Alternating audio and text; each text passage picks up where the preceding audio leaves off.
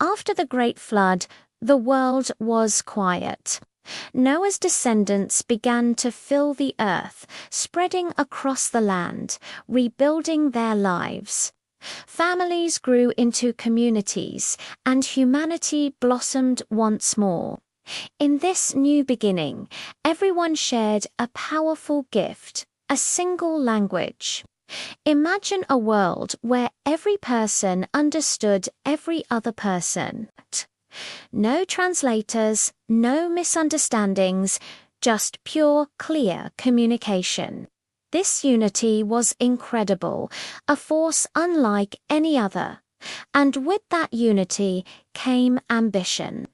As people journeyed eastward, they discovered a vast, fertile plain in a land called Shinar. It was the perfect place to settle down. So they did, and they decided to build a city. But this wasn't going to be just any city. They learned to make bricks and bake them until they were as hard as stone. They used tar for mortar. Their skills grew, and so did their confidence.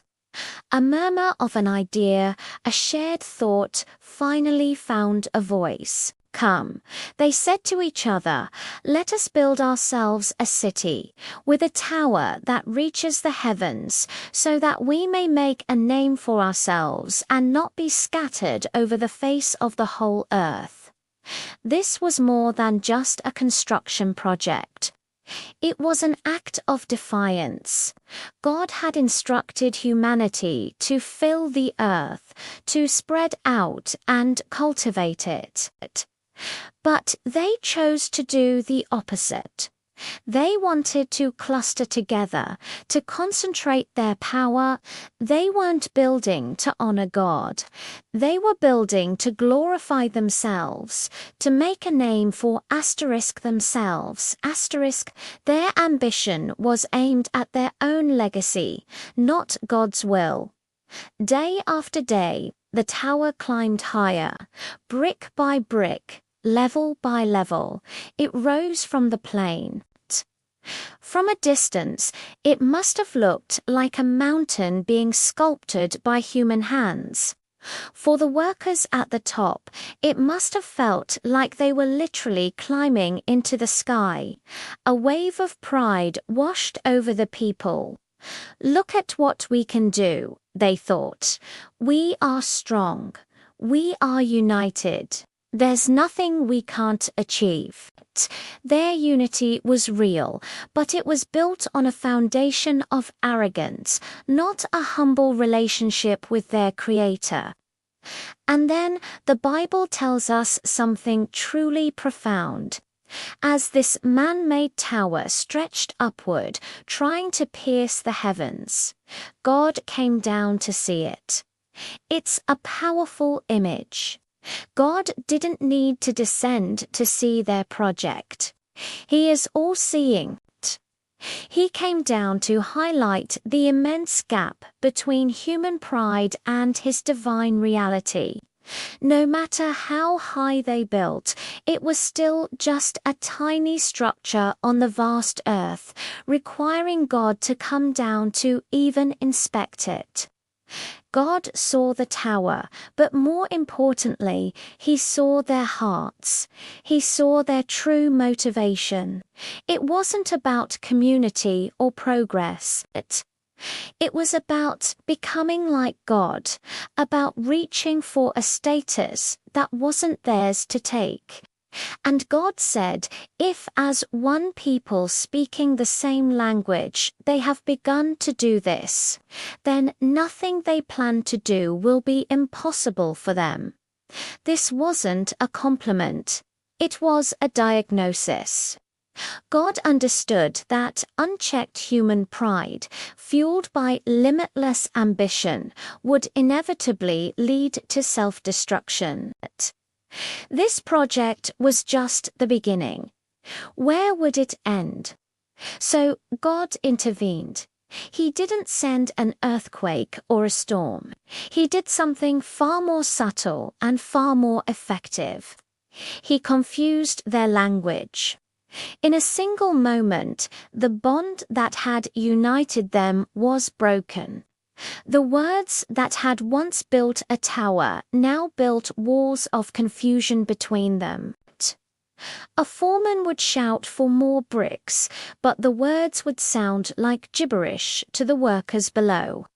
A craftsman would try to explain a technique, but his apprentice would just stare back, bewildered.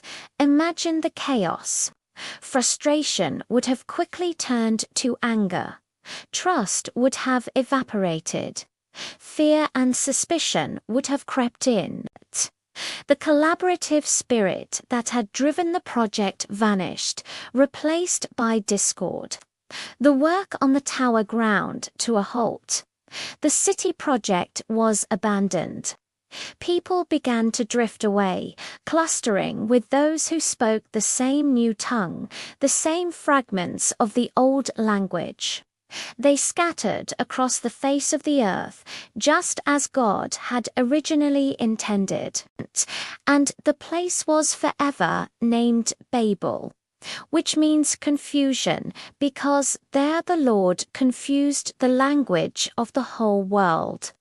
The Tower of Babel wasn't destroyed by a natural disaster. It was undone from the inside by the very pride that built it.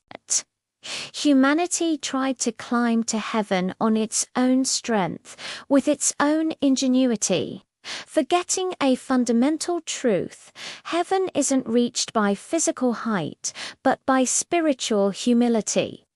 God's act of confusing their language wasn't just a punishment. In a way, it was an act of mercy. It was a course correction to protect humanity from its own destructive potential. When human beings seek power and glory for themselves, without acknowledging God, the end result is always collapse and division. This ancient story from the book of Genesis still echoes powerfully today. It's a timeless warning about the dangers of unity without a moral compass, of success without humility.